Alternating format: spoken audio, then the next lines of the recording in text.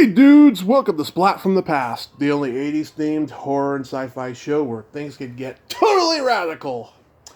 Now today I will be welcoming a Canadian child actress from the 80s, Alison Darcy Podbrey. You all know her as the sister in the 1985 cult classic, The Peanut Butter Solution. She'll be my third guest from the show, and I can't wait to have her on today. Her father, Maurice Padbury, was the doctor in Happy Birthday to Me, the classic Canadian slasher film. And she continued acting after The Peanut Butter Solution. The only movie she did that I've seen after that was The Sum of All Fears with Ben Affleck and Morgan Freeman. I'm going to ask her about that. And it's going to be great. I can't wait. It's going to be super spectacular. I mean, it's not a Christmas movie, but we're celebrating it in Christmas, December for the 35th anniversary. So yeah, here is my interview with Alison Darcy Podbrey. Hey, Allison. Hi. Welcome to How are you? I am great. Welcome to the show. How are you? I'm doing well, just cold in my Canadian apartment. Yeah. It's pretty cold over here in my Redding, California apartment. Oh, I doubt that. In California, you must be sitting around in a t-shirt or something. Oh, no, it's freezing. Oh, really? Okay. Yeah, we do get, in this part of California, we get heat, even in December, but today's not one of those days because we had rain last night. Yeah. Well, when you say cold, you don't mean minus, 0 Celsius, though, do you? I'm talking like 35. Right, okay. This is such a great honor. Thank you for taking the time today.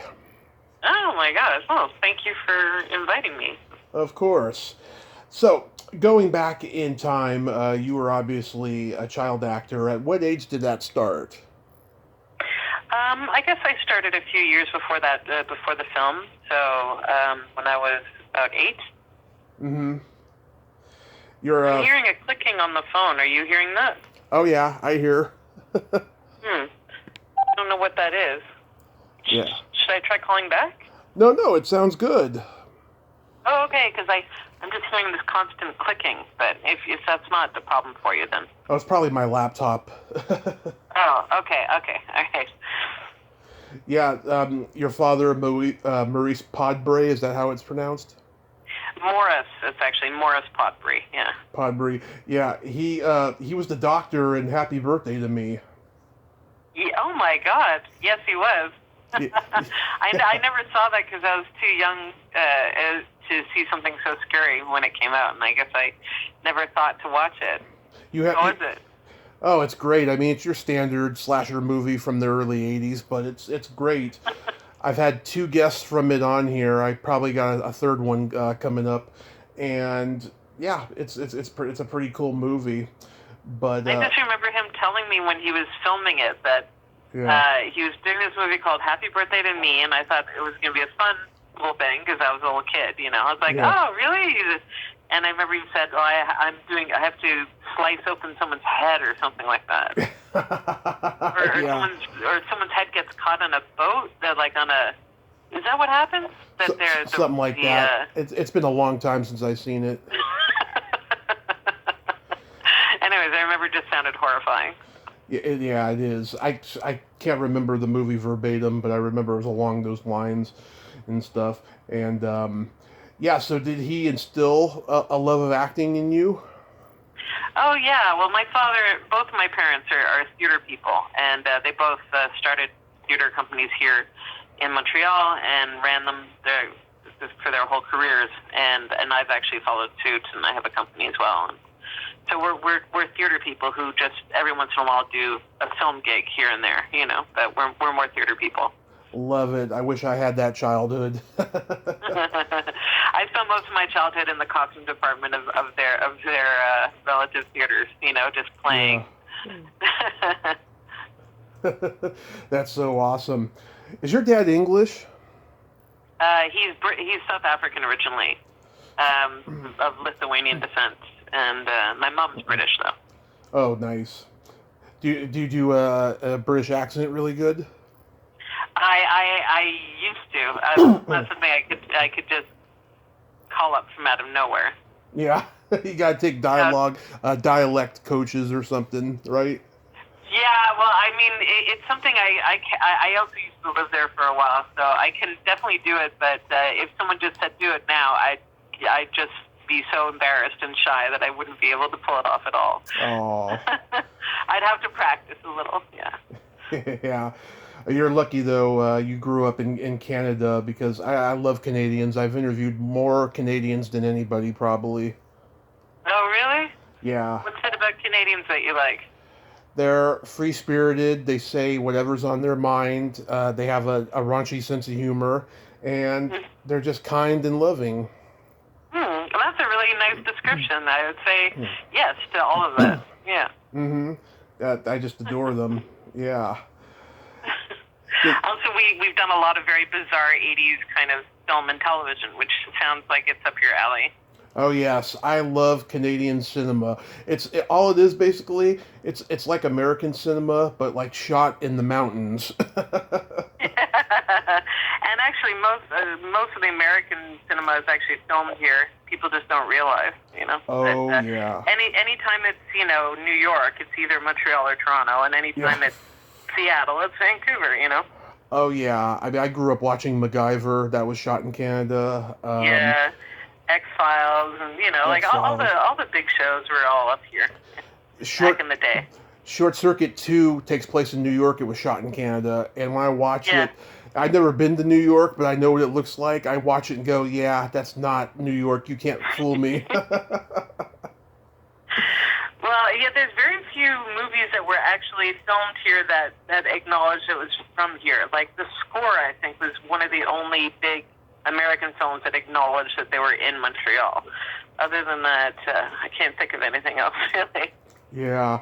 And plus they got they got what's it called up in Canada? The Guild ACTRA, right? Oh, ACTRA, yeah. ACTRA is the union, just like AFTRA or SAG, yeah. Oh, it's barely a union right now. Right now, it's a communist party, is what it is. There's a lawsuit. Oh, really? There's lawsuits going on, concerning the unions, pensions and all that. Oh, okay. Well, our union actually takes pretty good care of us, so I think we're pretty lucky. Although, there's always room for improvement.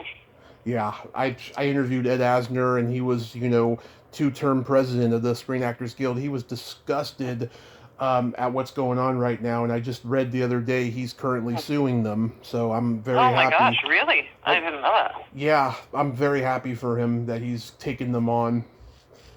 Mhm. He's a great guy. I mean, just his work. I've never met him, but yeah, he's he's a little rough around the edges, but he's a great guy. I bet he is actually. Yeah. But what a history of work. Oh God, I mean, how'd that guy find the time to do all that work? It's amazing, I look at people's resumes and I go, how did they find time to do all that work, even if they're just doing one scene? Yeah. So is this your full-time job doing this podcast, or do you do other stuff? Well, so I haven't worked in over 5 years because I'm permanently disabled from an accident. Oh no. Yeah, and so I'm so sorry. oh, it's okay. I do this podcast, to get my foot in the door for the future, because I was a stand-up comedian for 10 years, and I act and I screenwrite and I do all that stuff. So I'm just recovering from my accident, killing time and stuff. I was supposed to move to LA last year and then again this year, but then COVID hit, unfortunately. Hopefully in the next 2 years I can get out there. Yeah. Oh, well, I mean, that's great, though. Podcasts are, like, such a great way to keep active and keep going, even without having to, like, leave the house, Yeah. Everyone wanted to start a podcast, once COVID started, and the market got flooded, so thankfully there's people like you who got started just before who can already be a bit established, Yeah, it's going And to then everyone who started trying just like, this summer, you're trying to learn how to podcast. Yeah, it's going to be 4 years next May, and I can't believe all the interviews I've gotten. Today you're 1,088. Wow. Well, good number. 1,088. Yeah. Am I the first person from the Peanut Butter Solution? You are my third, because I had Matthew last year, not knowing I was still going to be doing this when the 35th anniversary happened, and then I just had Michael a few months ago. Oh, right, Mike Grubo. Yeah, and we'll get into all of that. But first, I was curious, when you started acting professionally, did you do commercials? Not when I was young. I did a few when I was older, in my 20s. Mm-hmm. But not when I was a little kid, no. So that came later. What did you endorse? Oh, like Rona Hardware Depot, I was actually very adamant never to do something that I wouldn't support normally. Yeah. So I didn't do that many commercials. Okay.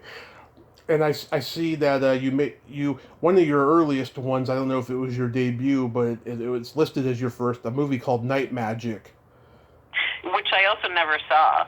I just remember playing this little kid running down an alleyway with like a sword or something, and there was a bunch of us, and we're all cannibal kids from a dream sequence or something, and I remember they put shoe polish in my hair, and there was a snake or something. It was all a bit mad. I never saw that film, so I have no idea what it is. Carol Lohr, however you pronounce her last name, she's in it. I reached out to her this year. I haven't heard back, but I almost got an interview with Nick Mancuso last year, but he literally got off of Facebook. No one that I know that's in the business has heard from him. I hope he's okay. I know he's in Paris. Okay, I'm not really aware of him or anyone from that film or anything. I was just a little. Yeah. That wasn't the first thing I did. The first thing I did was Hotel New Hampshire, I think. You were in Hotel New Hampshire? Yeah, but I think I was just like a glorified extra, so it might not be in my IMDb. There's a lot of things that aren't in my IMDb, strangely. Oh, so many people I've interviewed can say that. Yeah. It's because the thing is that most people they do their own upkeep of their IMDb, or their agents do, but I've just never bothered. So, yeah, like most of those bios are written by the person, themselves. Yeah. Yeah. So I've never bothered to do that. Yeah. So how does the Peanut Butter Solution come into your life? Well, actually, I was just sitting in my elementary school one day, and some casting agents came in, and they were going across the country, going into all the different Anglophone schools, just grabbing kids that looked like they might fit the characters and getting them to audition. And so it was just a stroke of luck that I was just sitting there, and they liked the look of me, and I got to audition. And I had actually, as you've seen, I'd done some work beforehand, but that was just by chance. I just got pulled from my look initially, and then did a bunch of auditions and managed to get the role. Because I think originally they were looking for kids who weren't, your typical kind of film kids, who have that kind of, that voice and that way of acting that little, movie kids often have. Like, they wanted to have more natural-looking children, even if that meant that they weren't as polished in terms of acting skills. But with me, I happened to have already had experience, so it worked out, because I'd started doing theater when I was 6. Yeah. Professionally, So, so it worked out for me. I'm lucky. Were you a tomboy growing up? I was. How do you know that? I grew up in a neighborhood of tomboys. I've been friends with girls my whole life. I can just tell they have this aura about them, like, they should have been a boy in a previous life, Yeah. Just by the haircut. I feel like that when I was young. For sure, when I was a kid, I was definitely a tomboy. Wow, that's funny. And you picked that up just from watching me in the film. Yeah, because you have that look about you, the short hair, and you're definitely the character definitely was not a girly girl. Yeah, no, it's true. It's funny, my hair wasn't short, actually. They just always put it up like that. Yeah. My hair was long, actually. And they also gave me a perm, which was strange. Yeah. Yeah. But you were cute, though. I remember seeing it at 5 and going, wow, she's cute. Oh, that's nice.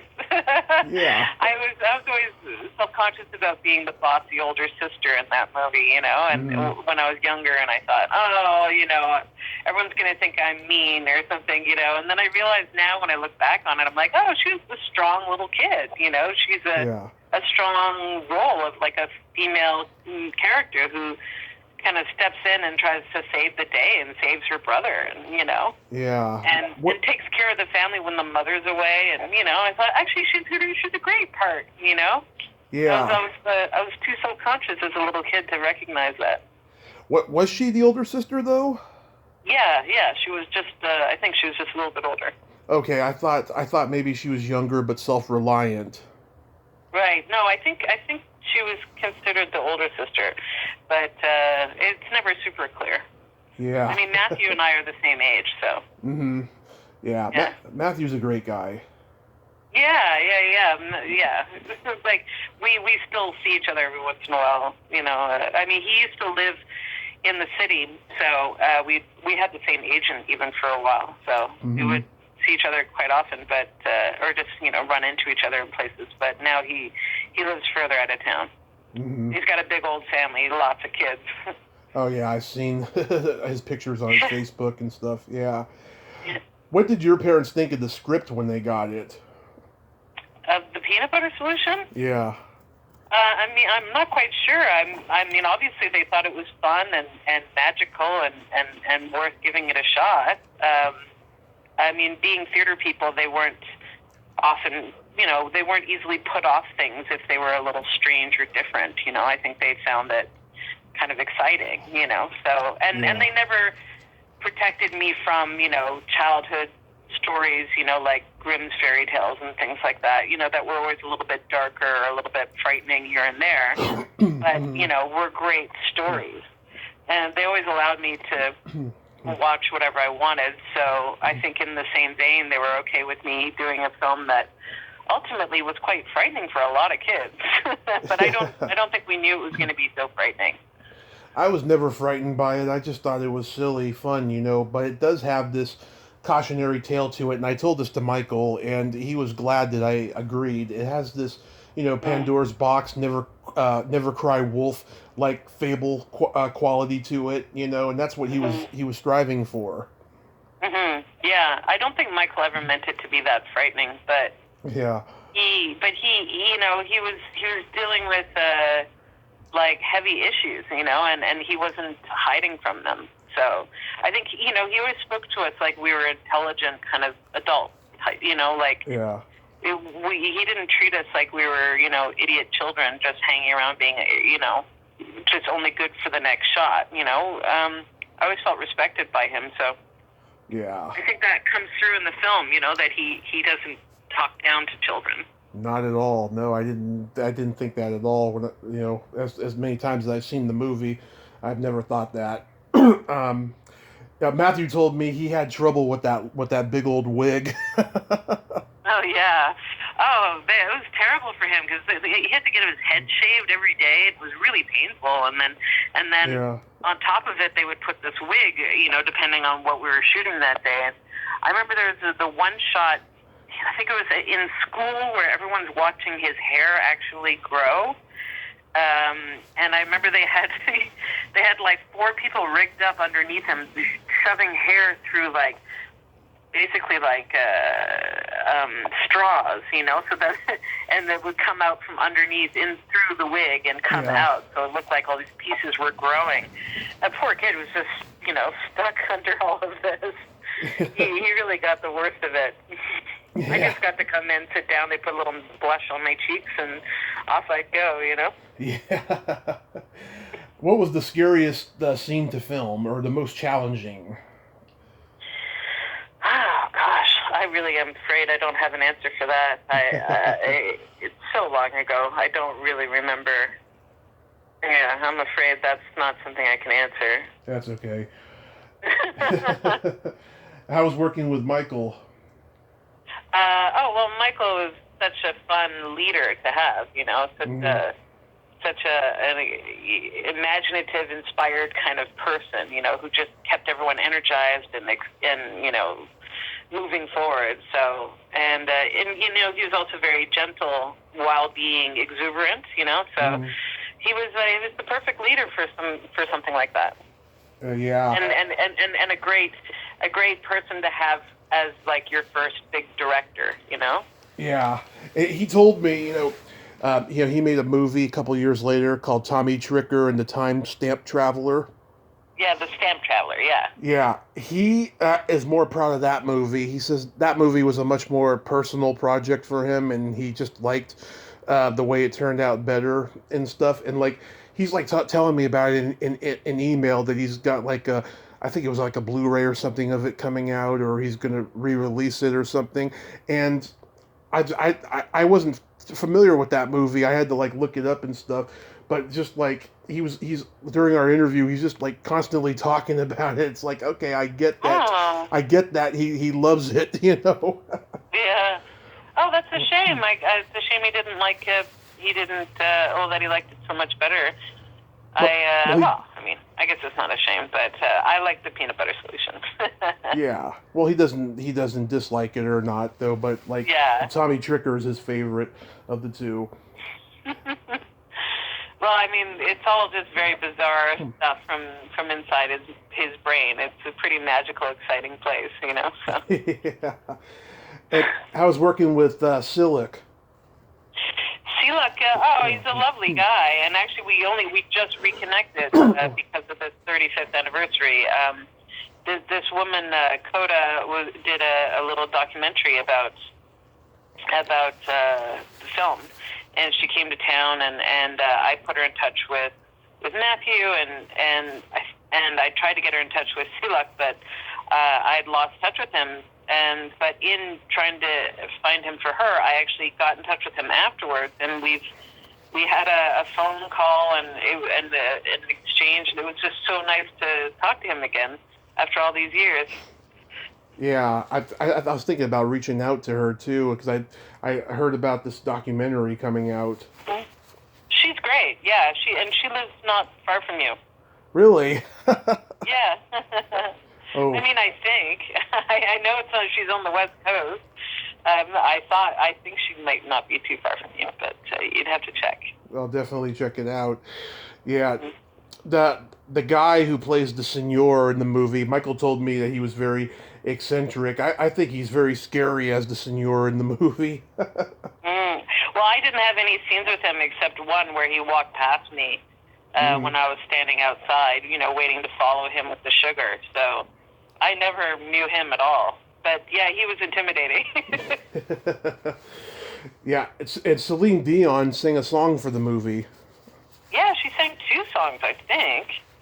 Anyway, she was just a kid as well. Yeah. And so now I have a conversation starter if I ever meet her. Yeah.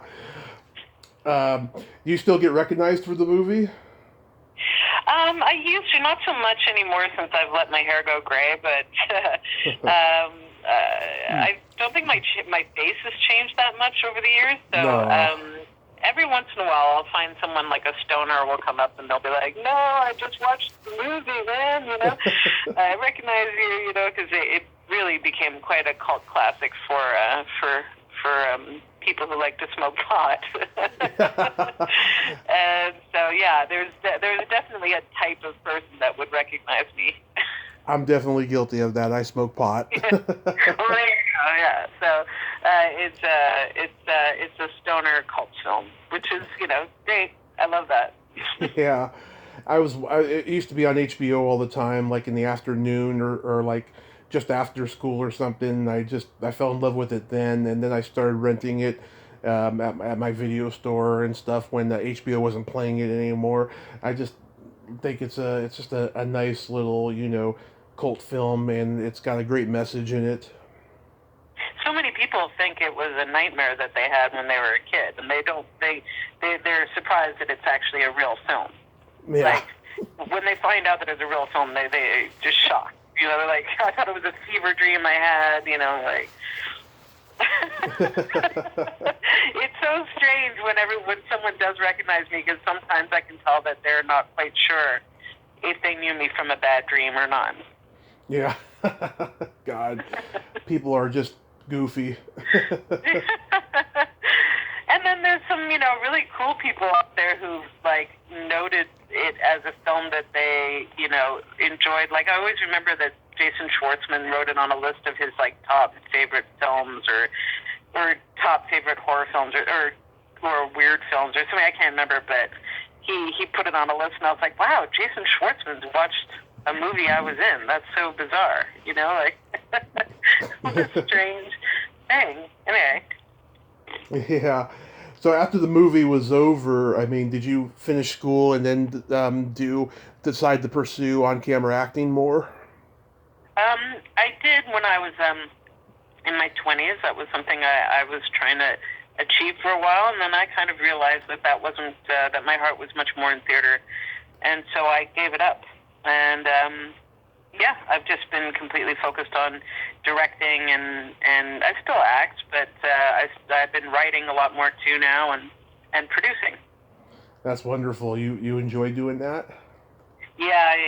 It's you know, acting is great because it's the study of a life, you know, but I feel like directing is more like the study of life, you know. So it keeps me really occupied. You know, got a brain that needs a lot of stimulus, so. Yeah, you must be just worried, though, about the future of theater with this COVID. Yeah. I mean, actually, thankfully, my company is kind of independent and small enough to pivot, so we've actually started creating some work digitally and doing smaller pieces that can be tourable with us, you know, and done outside if it has to or whatnot. But thankfully now with the vaccine, maybe we're not going to have to redo the entire concept of theater, and hopefully it'll bounce back just like the theaters did when they were banned back in the 1600s, you know. Hopefully we'll just come back with abundance, like the Restoration period back in the day. Why were they banned? Because they didn't have permits? Well, no, they were banned because of it was a change in the monarchy and a different kind of choice in what was considered acceptable. And then there was also a lot of things like the plague and different things that were keeping people out of theaters. There's a lot of reasons, actually, but yeah. Oh, okay. Wow. Yeah. I had no idea. The only other movie I see you did that I'm aware of is The Sum of All Fears. Yeah, that was another one. I mean, I just did a lot of small roles. You know, I never really made doing film roles my focus. So Sum of All Fears was another one where I was just kind of, you know, a secretary or something. But I got to hang out with a lot of really cool actors, a lot of those older male actors who you see in everything, and you go, oh, that guy, you know? Oh, yeah. They were all in that movie. And also, you know, I spent like 4 days standing next to Morgan Freeman and James Cromwell, so that was pretty great. Yeah, I love character actors. I talk to them a lot, you know, but they're so damn prolific. Like, I want to talk about just about everything here, but I can only take, you know, a small chunk out of it, you know. Yeah. Well, they're the real meat of the industry, you know. They're the ones who are really doing the work, you know. Yeah. And you know, you see those people, and they've got IMDb lists that are, you know, 75 movies long, and you just like, okay, this person's a working actor, you know. Yeah. It's impressive. Yeah. And when I talk to them, they're the most honest and real too, and they throw stars under the bus, which I love. Yeah, there's a lot of stories that go around. You know, you always hear things before, like 100 miles before you actually end up on a film set. You've already heard about all the people who you're going to be working with. You know. Yeah. It just goes through the circuit. That's why you got to be nice to people. You know. That's what I preach all the time about being nice to people. And I have, I'm half Italian, so I have a temper. And so, like, when people are not nice to me, oh, that's when I get angry. And, there's a couple of, like, managers, particularly in the horror community, because I love horror films, that I've had drama with, and they've deemed me unprofessional. And I was like, oh, this has nothing to do with professional. This has to do with personal, And Yeah, you gotta be very careful. Like, people have long memories when it comes to that kind of stuff. yeah, and then sometimes they forget, and if you accidentally give them a reminder, oh, that's the worst. Yeah. Well, as you said, Canadians, we're pretty gentle, so when we have some, like, big American star come in, and if they start acting like a jerk, it's just everyone in town knows, Yeah.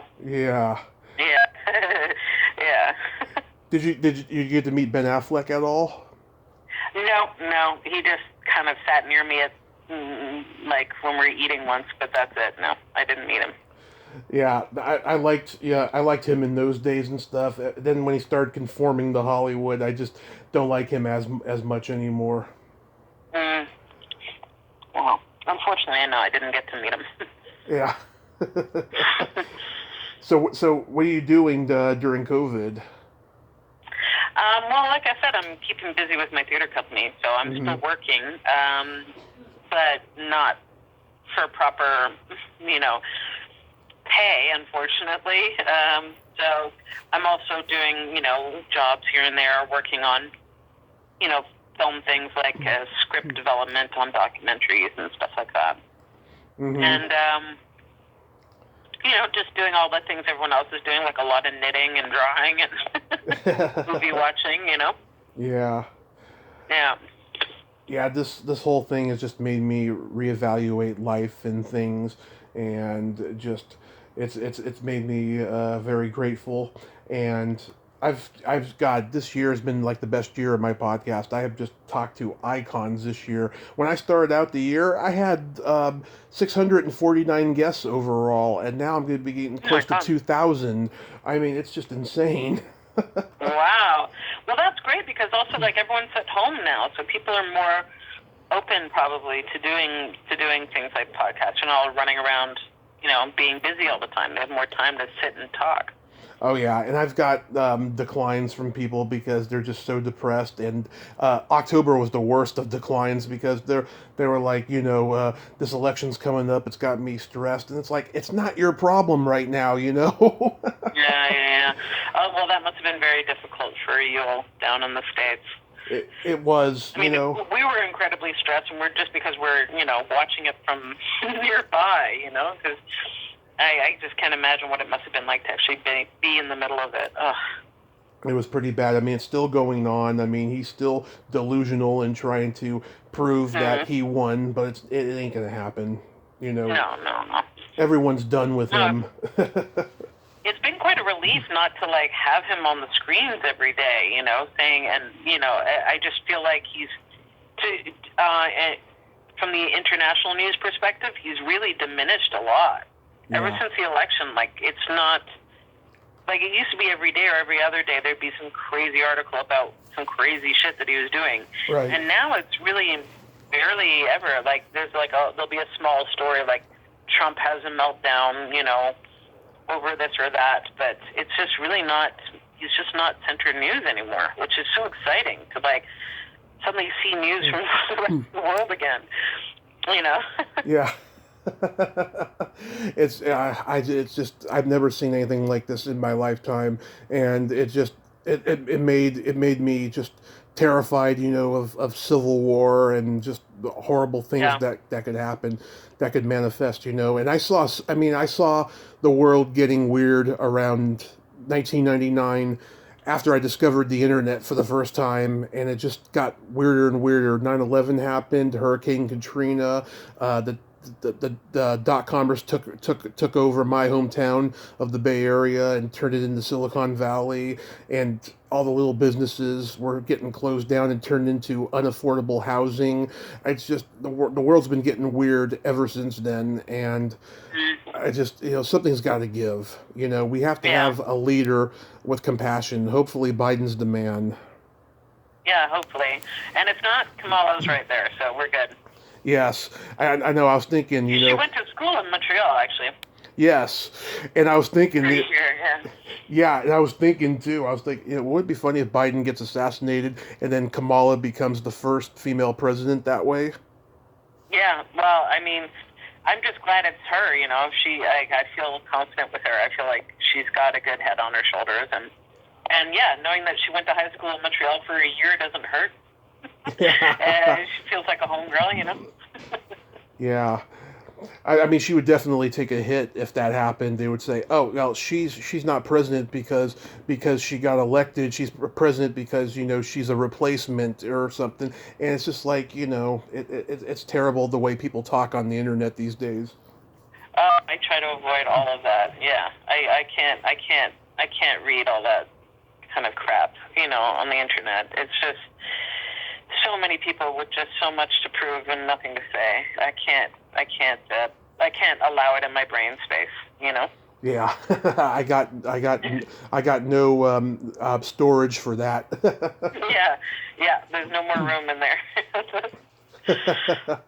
Are you ready to play my secret silly game? Oh yeah, sure.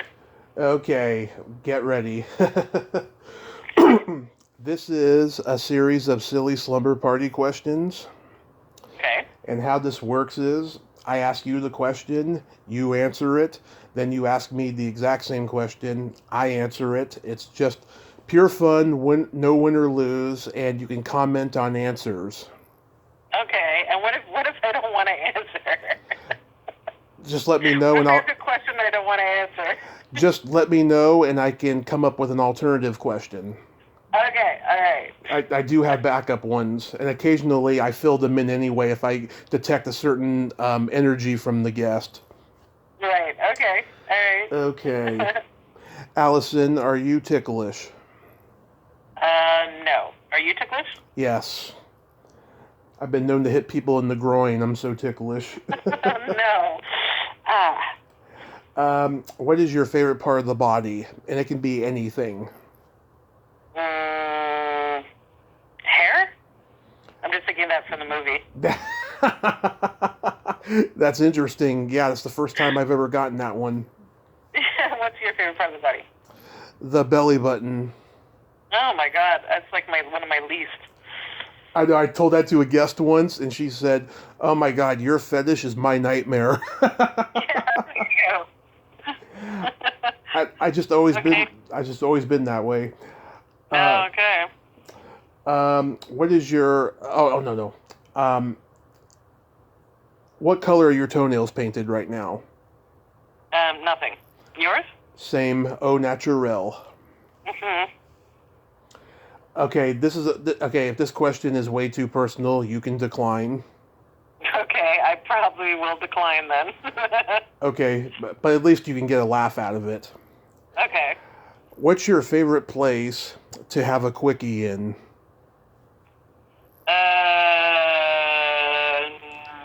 Nature? Nature. Oh, you're Canadian. Go figure. How about you? Well, back in the day when you could actually get away with it, the back of a movie theater, like the last row in the back. Oh my gosh. You're much riskier than I am. Oh, I was. I haven't been like that for a long time. Wow. Are all the questions like so personal in nature? So, somewhat. I mean, the last question, which is coming up, it's not so much.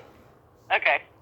But yeah. Oh, by the way, I did it in nature once, and it was awkward because a deer walked right past us. That's a great image. Oh wait, I had another question before that. What would you say is your best personality trait? I have really good taste in friends. Nice. Yeah, what is your best personality trait? I have empathy, and I also have no filter. Okay. And then my favorite question, is there a stinky smell that just makes you gag?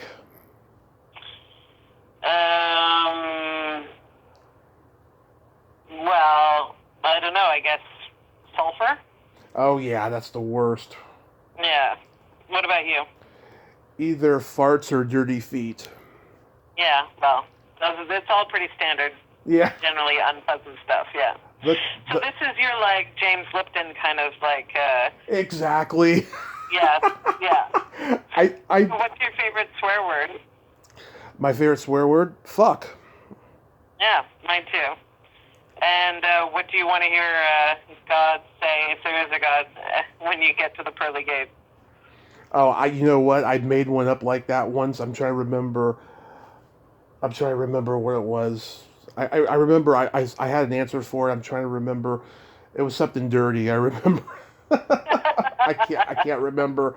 I don't know. I guess something along the lines of some of your family members actually made it up here. They're waiting. Oh, and by the way, Natalie Wood is waiting for you. Oh, Natalie Wood. There you go. Yeah, I just did a tribute to her. This woman wrote a book about the night that she died because her friend was the boat captain. Oh, okay. And God, that infamous night. it was pretty. That whole situation was pretty weird and pretty sad, I have to say. Mm, yeah. So why are you so interested in the 80s nostalgia kind of stuff? I grew up, okay, I was born in 1983, but from the time I was out of the womb, I was just loving every 80s music from that time, every 80s movie, and like when the 90s came, I still loved it. I never really grew out of the 80s. I've always loved it.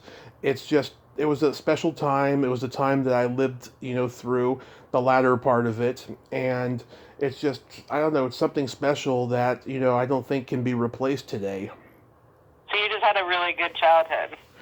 I had a pretty horrific, dysfunctional childhood. I mean, there was some good stuff, but it was pretty dysfunctional. But I always had entertainment to keep me happy.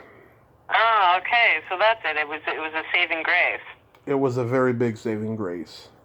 Oh, well, that's good. Yeah, I was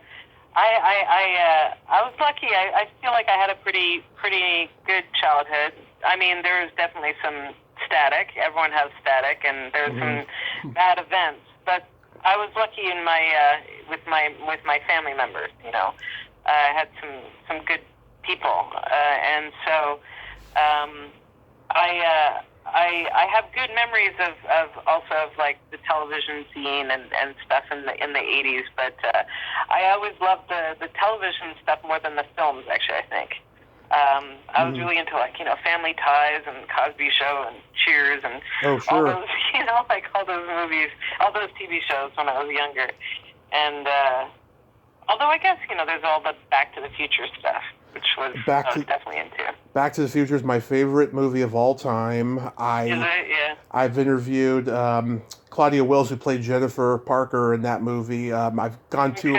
She owns a clothing store in LA. I've gone over there and stuff. I bought some beautiful Armani shirts from there, and she gave me a huge discount on them. Oh, that's so nice. Yeah. Well, that's great. Have you ever been to, like, where they filmed it?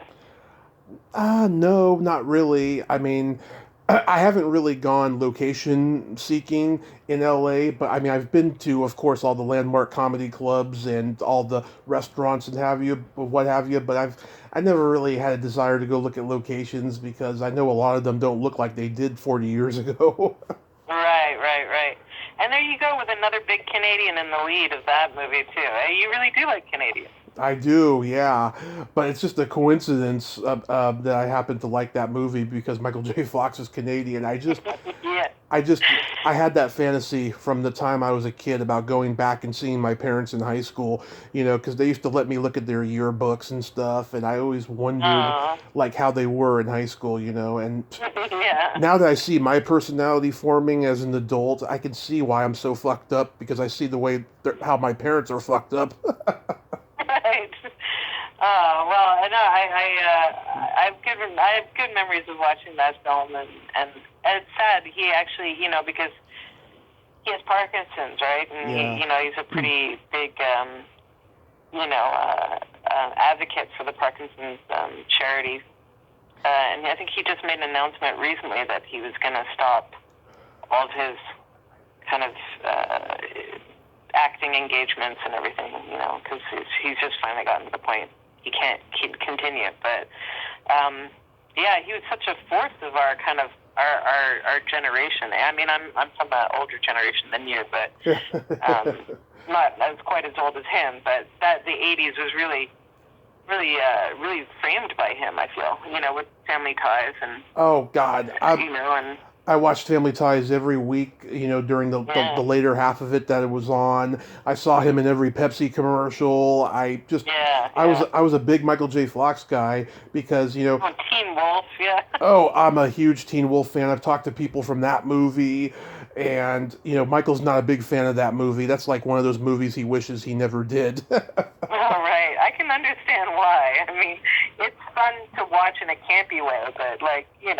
to watch yourself, grow into a wolf and see, play basketball. I don't know. It's a bit much. I could imagine being a little bit embarrassed by that. It's a fantasy. Yeah. Sorry? The movie's a fantasy. It's not meant to be, Macbeth or Dr. Zhivago or anything like that. Yeah, exactly. Yeah. No, but yeah, he's such an icon. Yeah. And actually, it's another person.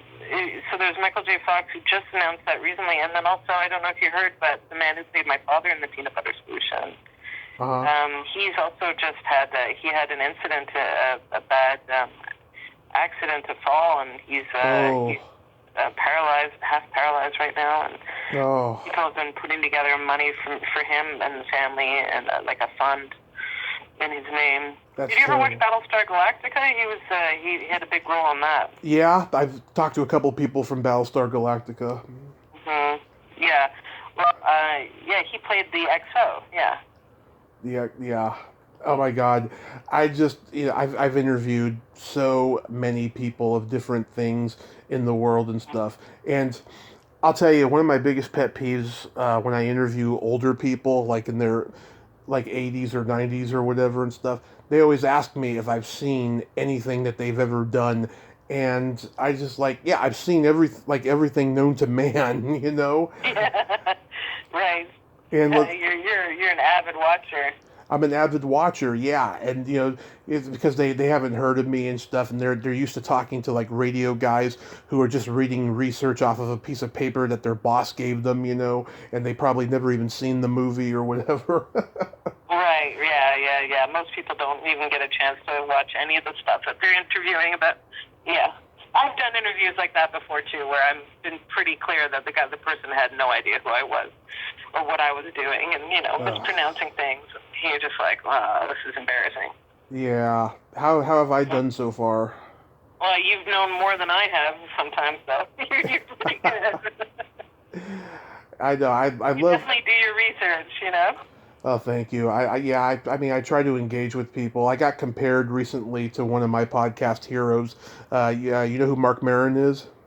Yeah, of course. Yeah, I've been compared to him recently just by how deep I like to go, and just I'm just so empathetic to the guest and all that. And the no filter thing you said. Yeah. That's a very Mark Maron quality as well. Yes, absolutely. I don't do it like he does. I mean, I think I take it to a much more extreme. Oh, do you? You're even more than Mark Maron, really? Wow. Okay. Oh yeah. I mean, there's episodes of my podcast out there where me and either friends of mine that I grew up with, or movie stars that I've talked to that I've become friends with. We do podcasts where we talk about sex and all that. Mm-hmm.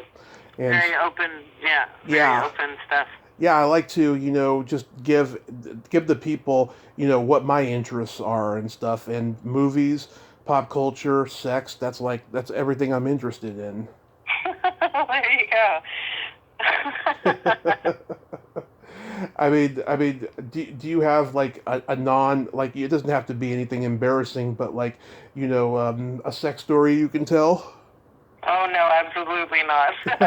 No, I'm much too Canadian and British for all that. Absolutely not. Well, I'm very happy though. At least you gave me the nature anecdote. Oh yeah, there you go.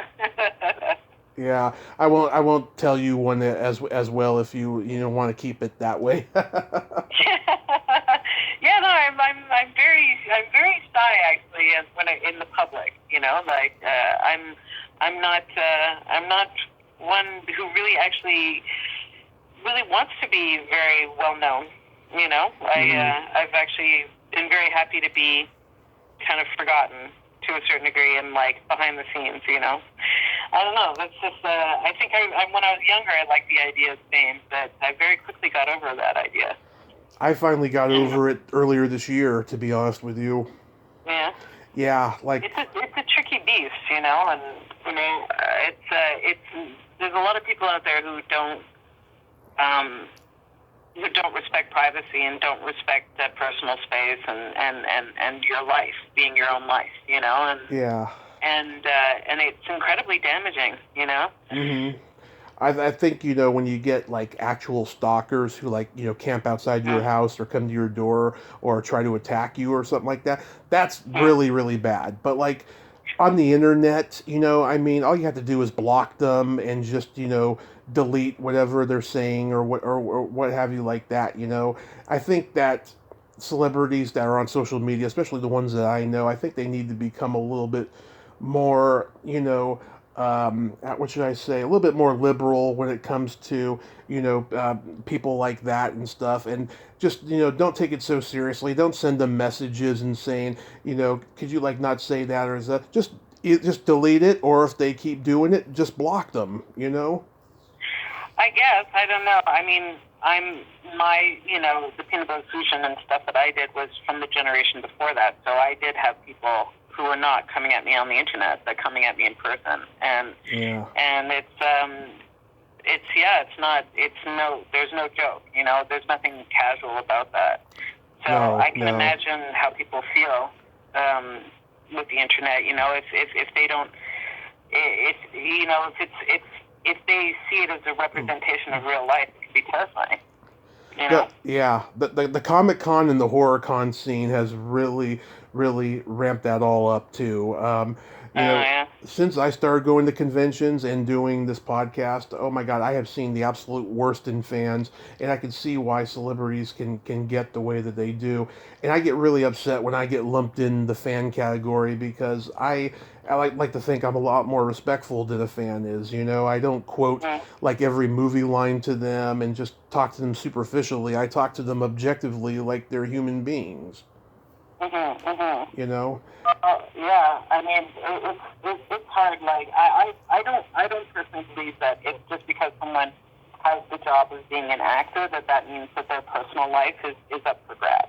Absolutely not. I don't, and that their personal space or anything about them, it belongs to anyone other than them, and exactly. They don't owe anybody anything, and exactly. And I just, the whole culture has just gotten so twisted. I have no interest in being a part of it, Yeah, well. Unfortunately, that means that I did step away from doing film and stuff because it was so unappealing in that respect, and it's too bad because the medium itself is really fun. Mm-hmm. It's great working in film and it's a great way to do art, but all the trappings that go with it just make it such an obnoxious place and terrible just space to inhabit. Yeah, for me, I lost interest in it entirely back in like the early 2000s. Yeah, I as much as I loved interviewing Ed Asner and a couple other icons, I would rather talk to a journeyman who got out of the business than stayed in the business because they have better stories and they open up to you more because the big stars they won't open up to you unless you're Larry King or Barbara Walters, Right, yeah. And so I rather talk to the people who got out of the business, right? And every curiosity I ever had about actors who were big in the 80s and then left, right? It was all because of #MeToo or drugs or just the rules stopped coming because they didn't want to conform to Hollywood. Mm-hmm. Well, me, it was just I didn't like the looks of Hollywood. Right. I thought, why am I still on the, why am I still trying to get roles in this industry? Like, if I were to follow this industry to its full extent, I would end up moving to LA and trying to make it as an actor there. And that's not the end result that I want. So why am I on this path, So that's when I just put a stop to it. Did you live out in LA for a while? Did I what, sir? Did you live out in LA? No, never wanted to do that at all. So that's what I mean. I just kind of recognized that whole lifestyle was just not for me. So I don't know why I would continue to try to spend my time trying to get small roles in big American films, Like, no point, Might as well do work that actually means something to me, I will tell you this though. When I interviewed Eric Roberts, he gave me some really valuable sex education I wasn't aware of. Oh, really? He would speak that open and honestly with you, eh? Yes. Well, okay. So him and his wife, right? I interviewed his wife last year because she was in the Animal House, and I invited her to come back on. I wanted to ask her some more stuff that I didn't get to last time. And she brought him with her, surprised me, totally surprised me. So, like, I'm asking her questions, and I'm going on IMDb, coming up with questions because I wasn't prepared for this, And so we're talking, and I had listened to a couple interviews they did earlier in the year. They have this friend. He invented this sex toy called the Rocket, and what it is it's a cock ring, so to speak, for men. It's like a medical cock ring for men who have plaque building up in the penis, right? Oh, Jesus. No. I don't know if I want to hear this. Oh no, I'm not gonna delve. Don't worry. Okay. I was just gonna say though, I had no idea that can happen to a man. I thought that plaque can only build up in the heart. I didn't know it could build up down there either. And I was like, wow, Eric Roberts just gave me some sex education. Now I'm not looking forward to getting old. Well, I would call that more medical information. Totally, like that sounds like you could save you some pain in the future. Actually, that was nice of him, I guess. Yeah, it was nice of him. Yeah. Now I've got a weird thought about it as well. Well, a weird idea as well now. Okay. Yeah, well, he told me that, he doesn't have that problem, but they decided to experiment and try it, and it worked out great, so good for him. Okay. So he said that to you on your podcast? Oh, yeah. Wow, okay. So, was he a nice guy? What's that? Was he a nice guy? He's a very nice guy. The best way to describe him, he's wonderfully eccentric. Okay. Well, that's cool. Yeah, because I met him at a convention last year, and he's just wonderfully eccentric. He's kind of hard to read because he's always got this smile of wonderment on his face, but you never really know like what he's really thinking, and he's a very nice guy though, and he was very nice to my mother as well. Oh, that's cool. Well, that's nice. That's always nice to hear, right? When people are good. I've had 99% good experiences on this podcast. I've only interviewed a couple of jerks, and a couple of people that I just got a weird energy from because they're artists, But other than that, I've been very lucky. I've interviewed like 99% of good people. Yeah, did you have a good time with Matthew? I did have a good time with Matthew. Yes, we laughed. Just a couple of guys laughing. And just telling me about the peanut butter solution, and he did a TV movie about the guy who invented, or not invented, I should say, the guy who started Ford Motor Vehicles with Cliff Robertson. Oh, okay, I didn't know that. Yeah, that was like 2 years later. I think he played like the younger version of him when he was a kid. Oh, okay. Well, you should try to get Splat. He's a lovely guy. I reached out to him, I think earlier in the year, and I think the message went to spam or something. Oh, okay. Well, if you want, I'll pass him your number, and then if he feels like it, maybe I'll give you a ring. That would be great. Yeah, I mean, if you can just, ask him if he wants to do it, that would be wonderful. I really appreciate that, Allison. Sure. No problem. My pleasure. But did you get everything you need from me? Yes, but I'd like to end this with telling you some jokes. Okay. Let's see, Christmas jokes. Why did Frosty the Snowman have a smile on his face? Why? There was a snowblower across the street. That's a good one. Thank you. How do you drown a mansplainer? How? In a well, actually. That's good. Why did Santa frown upon getting a sweater for Christmas? Why? He wanted either a moaner or a screamer. What was it? Why did he frown on getting a what? A sweater. A sweater. Well, Here's a couple non-Christmas jokes. all of your stuff seems to be very sexually weird. What's that? All of your stuff is very sexually oriented. That's my persona. I'm the perverted fanboy. Okay. Is that part of what the podcast is? Is like your 80s paraphernalia and your sexual paraphernalia?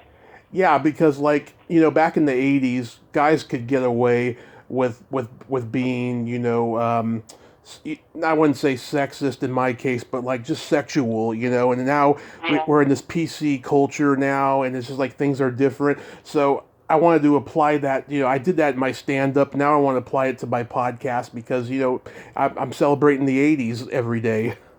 Right. Back in the days when guys would comment on women openly, and yes, and everything was, oh my God, some of the things that you see in these films, I just can't believe it. I know. I can't believe we got away with that, that they got away with that. I know. I know. I watch it, and I see these young kids commenting on the internet and saying all these horrible things because they weren't even there, watching it when it came out. Yeah, but the difference is that you're thinking, yay, yay for them, and I'm thinking, oh no, this is terrible. Yeah, okay, you've seen Revenge of the Nerds, right? Yeah, but it's been so long ago, I really can't remember it very well. All right, Julia Montgomery, who plays Betty Childs, her character gets kind of raped in the movie, right? Oh my God, okay. Yeah, because Robert Carradine's got that Darth Vader mask, and she thinks it's her boyfriend. Oh, right. Okay. Yeah, and so they have the quickie and the moonwalk or whatever that thing was. And so, she gets questions about it all the time, and she's told me, yeah, no, I mean, it can be looked at that way and stuff, but in the 1984 context, it was just done solely for humor, but it was dark, overall, Well, they had that in 16 Candles as well, isn't it? He convinces the girl that, that her boyfriend said it was okay for him to be with her, remember? Yeah, I remember. She's all super drunk, and I watched that recently. I was like, Jesus, I can't believe I didn't even question that when I watched it the first time, She had such a different, standard back in the day. Wow, that's so different. Okay, so these last couple jokes. Okay. What did the elephant say to the naked man? Something about his trunk. I get that all the time. No. Man, how can you breathe through that thing? Well, there you go. Yes, right. How can you breathe through? Well, it was about his trunk. It's always about the trunk. Yes. And, the difference between a golf ball and a G-spot? What? A man will spend 20 minutes looking for a golf ball. Yes, exactly. There you go. Thank you. So did you have fun this whole time? Yes, I did. Thank you so much. This has been a really nice chat. My pleasure. Yes, if I can help anybody relieve boredom during quarantine, it just makes my day. Good. Oh, good. I'm glad. Well, I hope that podcast comes out well, and it's been nice meeting you. It's been nice meeting you too, Allison. Please stay safe because we need awesome people like you in this world. That's likewise. Back at you. Take care. Take care. Merry Christmas and Happy New Year. You too. Bye. Bye-bye. Well, there you have it. Alison Darcy Podbrey. Ain't she a sweetheart? Oh my God, she's really cool. A definite tomboy for sure. I enjoyed talking to her. Well, that's all the time we have this week on Splat from the Past. Until next time, this is Tommy Throwback Kovac saying, there's no shame in living in the past, because the present sucks. Later, dudes.